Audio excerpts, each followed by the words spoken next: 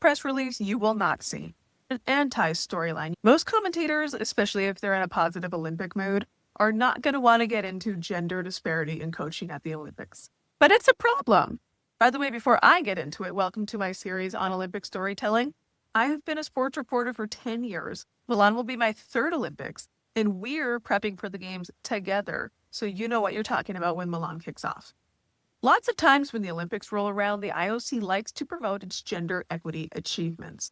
So they'll make some kind of press release that a lot of journalists or content creators do pick up about how this is the most gender-balanced games ever.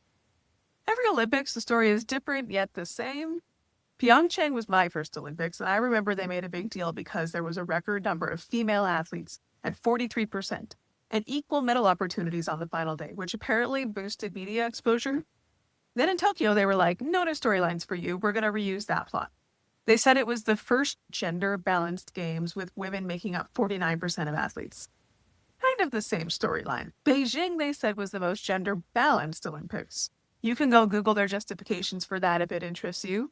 And hey, why fix what ain't broke? They recycled this storyline in Paris, and they said it was the first Olympics with full gender parity. As I was putting this together, I was like, I haven't seen anything about Milan. Maybe their PR team has finally found an original storyline. And then I thought, I will lose my if I Google this and see a press release claiming Milan is the most gender-balanced games. Sure enough. Listen, they have different justifications for each of these headlines. There's more female torchbearers, there's more women overall, there's more disciplines for women.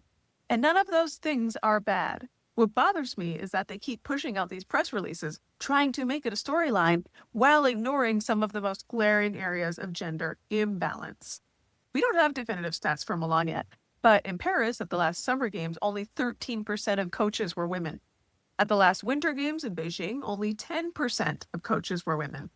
Now, the IOC has a few initiatives trying to fix this, but change is not happening very rapidly. At the Tokyo Olympics, there were also only 13% of coaches who were women.